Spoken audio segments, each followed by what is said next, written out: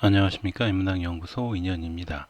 이번 시간에는 라이벌 대 라이벌 50번째 신라를 대표했던 두 거장 월명사와 최치원에 대한 이야기를 해보려고 합니다. 자, 쉬운 번째 주제는 신라 시대를 대표하는 찐 천재 월명사 대 최치원. 첫 번째, 노래를 지어 죽은 누이를 위로하다. 통일 신라 시대에 태어난 월명사는 그리 많은 기록이 전해지지는 않는 인물입니다. 특히 월명사로 불리지만 사는 스승이라는 뜻으로 당시 스님들에게 붙던 전미사 정도니까 본 글에서는 월명이라고 지칭하도록 하겠습니다. 월명의 아버지는 신라시대 궁궐을 출입하는 대신이었고, 월명은 그런 아버지의 뜻을 따라서 화랑이 되어 낭도들과 전국의 유명한 곳을 찾아다니면서 시문과 검수를 연마했다고 합니다.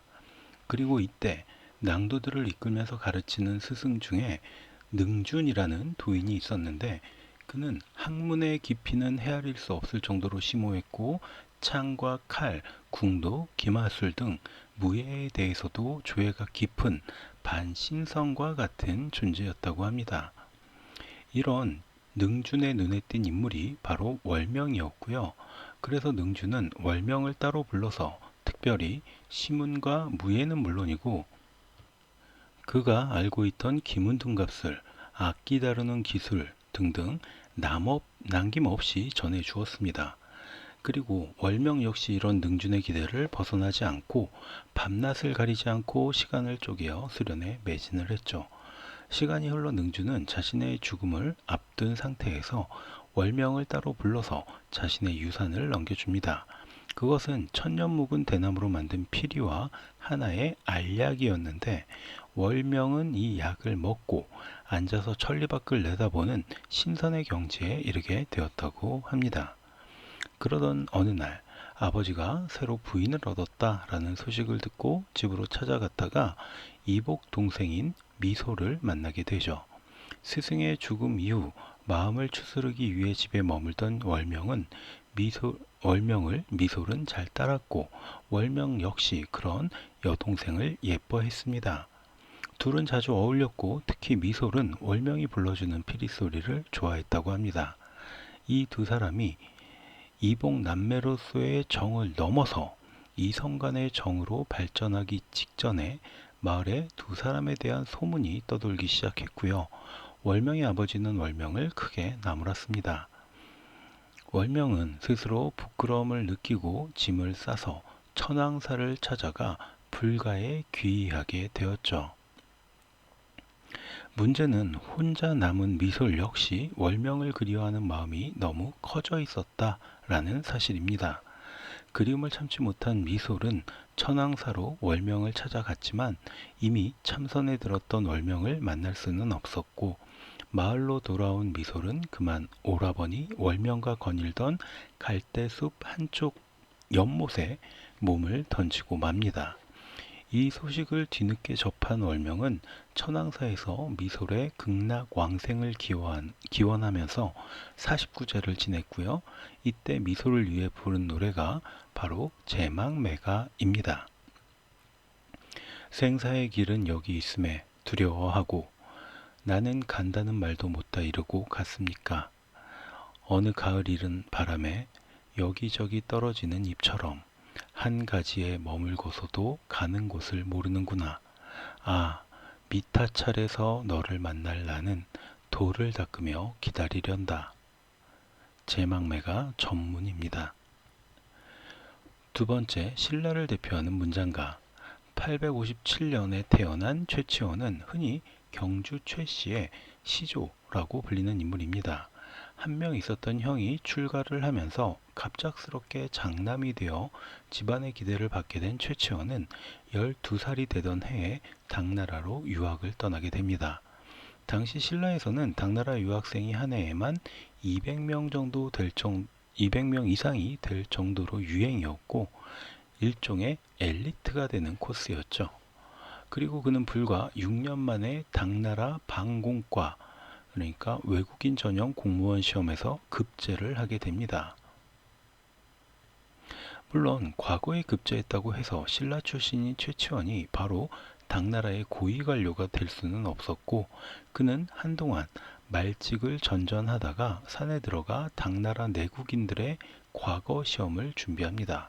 하지만 당시 당나라는 황소의 난으로 혼란스러웠기 때문에 과거 시험 자체가 열리지 못하게 됐죠.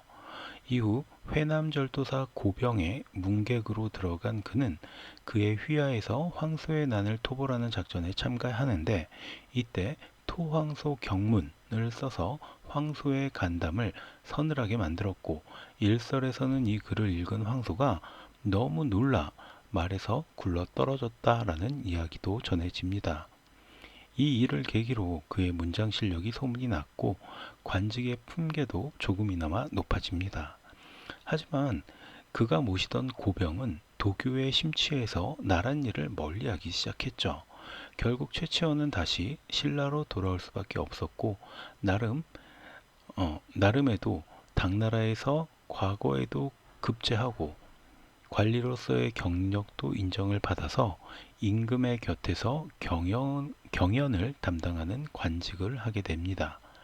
이후 진성여왕을 거쳐서 효공왕 시절에도 왕의 신임을 받으면서 육두품으로서는 최고 자리인 이찬까지 임명이 됩니다.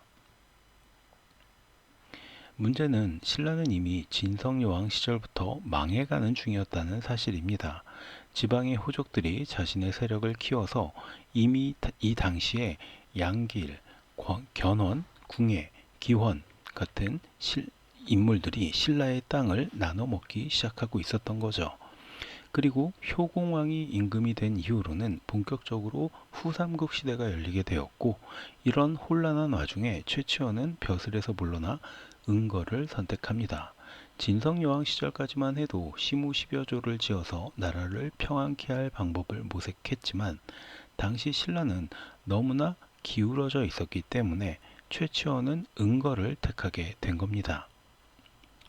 세 번째, 천재 문장가들의 대조되는 삶. 삼국유사에 따르면 경덕왕 19년 하늘에 두 개의 해가 나타나 열흘이 지나도록 없어지지 않는 일이 벌어졌습니다. 이때 일관이 아뢰기를 인연이 있는 중을 청하여 산화공덕을 행하면 물리칠 수 있을 것입니다 라고 아뢰자, 경덕왕은 월명사를 불러서 이 일을 맡깁니다.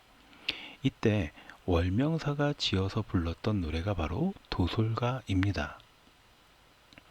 용궁에서 오늘 산화가를 불러 푸른 구름에 한 송이 꽃을 날려보내네. 은근하고 정중한 고든 마음이 명이니 멀리 도솔천의 미륵불을 맞이하라. 그러나 이 도솔가에는 사실 숨은 이야기가 있습니다.